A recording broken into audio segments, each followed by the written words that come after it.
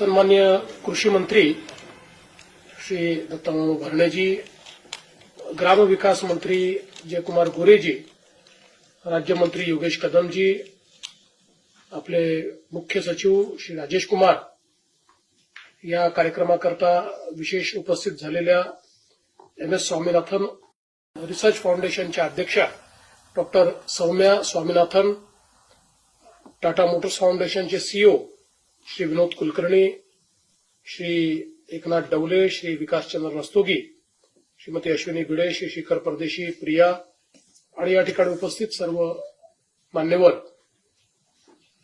ही अतिशय आनंदाची गोष्ट आहे की दोन अत्यंत महत्वाचे MOUs आज आपण केले आहेत.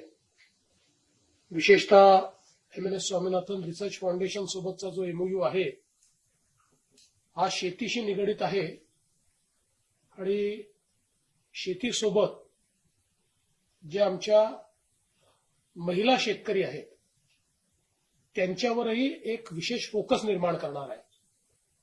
मला असं वाटतं की शेतीच्या क्षेत्रावर आपण खूप कार्य करतो आहोत, नवनवीन प्रयोग करतो आहोत, पण विमेन फोकस्ड अशा प्रकारचा विचार अद्याप तरी आपण फारसा केलेला नाही. आणि मला असं वाटतं की शेतीमधला विमेन वर्कफोर्स आणि विशेषतः महिला शेतकरी हा एक अत्यंत महत्वाचा घटक आहे की ज्याचा वेगळा विचार करून आपण शेतीमध्ये त्यांची उपयोगिताही वाढवू शकतो आणि त्यातनं एकूणच अर्थव्यवस्थेला आणि ग्रामीण अर्थव्यवस्थेला चांगल्या प्रकारे चालना देऊ शकतो. आणि अर्थातच आज न्यूट्रिशन सिक्युरिटी हा एक अत्यंत महत्वाचा मुद्दा आहे जो आपण याच्यामध्ये त्याचा विचार करतोय. कारण आपल्या देशामध्ये वेस्टिंग स्टंटिंग सारखे जे मुद्दे आहेत, महाराष्ट्रासारख्या प्रगत राज्यातही त्या बाबतीतली प्रगती आपण फार काही साधू शकलो नाही. आणि त्यामुळे न्यूट्रिशन हा त्याच्यावरचा एक अत्यंत महत्वाचा उपाय आहे की ज्यातनं शेतकऱ्यांनाही आपण फायदा देऊ शकतो आणि येणाऱ्या आपल्या पिढ्यांनाही त्याचा एक फायदा होऊ शकतो. आणि म्हणून हा मला असं वाटतं अतिशय उत्तम अशा प्रकारचा एक MOU आहे. मी डॉक्टर सौम्या स्वामीनाथन यांचे मनापासून आभार मानतो की त्यांनी हा इनिशिएटिव्ह महाराष्ट्र सरकारसोबत सुरू केला. विनोद कुलकर्णीजींनी या ठिकाणी त्यांचा जुना अनुभव देखील सांगितलाय.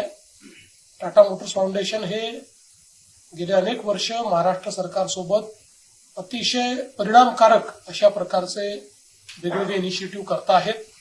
आणि निश्चितपणे केवळ कॉर्पोरेट सोशल रिस्पॉन्सिबिलिटी म्हणून नाही तर एक रिस्पॉन्सिबल इन्स्टिट्यूशन म्हणून टाटा मोटर्सने आमच्यासोबत काम केलेलं आहे.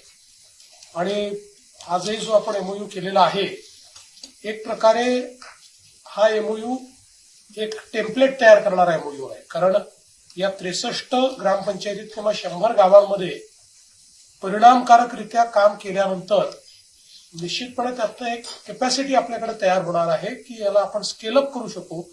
त्याचे लर्निंग्स आपल्याकडे असणार आहेत. त्या लर्निंग्सच्या आधारावर तो कशा प्रकारे पुढे आपण इम्प्लिमेंट केला पाहिजे, स्केल केला पाहिजे, या सगळ्या गोष्टी आपल्याला त्याच्या माध्यमातून मिळणार आहेत. आपण BSTFच्या माध्यमातून देखील बघितलं की गावामध्ये सगळ्या योजना देखील आहेत आणि त्या योजना साकारण्याची मानसिकताही आहे. फक्त ज्या मिसिंग लिंक्स आहेत त्या मिसिंग लिंक्स जर योग्य प्रकारे आपण कॅपॅसिटी बिल्डिंगच्या माध्यमातून उभ्या केल्या तर गावाचं परिवर्तन आणि एक सस्टेनेबल डेव्हलपमेंटकडे गाव नेणं, सस्टेनेबल इन्कम्सकडे गाव नेणं, पॉवर्टी किंवा गरिबी कमी करणं, या सगळ्या गोष्टीत आपण अतिशय वेगाने काम करू शकतो. आणि म्हणून मला असं वाटतं की हा खूपच महत्वाचा ग्रामविकासाच्या निमित्ताने चांगला MOU आहे. आमच्या ग्रामविकास मंत्र्यांनी त्या ठिकाणी मिशन ऑलरेडी सुरू केलेलं आहे. मिशन आपलं चाललेलं आहे आणि समृद्ध ग्राम हे आपलं जे मिशन आहे त्या मिशनलाच पुढे नेणारा अशा प्रकारचा हा MOU असल्यामुळे निश्चितच मला असं वाटतं की त्यातनं आपलं जे पुढचं मिशन आहे ते डिझाईन करताना आपल्याला त्याचा एक वेगळा फायदा होईल.